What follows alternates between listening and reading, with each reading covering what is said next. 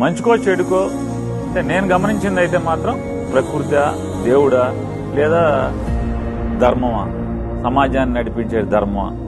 జగన్మోహన్ రెడ్డి గారి మీద 19 నుంచి 24 దాకా వేసినటువంటి నిందలు, విషపు మాటలు, అసత్యాలు ప్రతిదీ కూడా గడిచిన సంవత్సరం 16 మాసాలుగా ఎవరైతే నిందేశారో వాళ్లే ఏదో రకంగా కడుగుతూ వెళ్ళిపోతున్నారు. జగన్ తప్పులు లేవు, పాపాలు లేవు.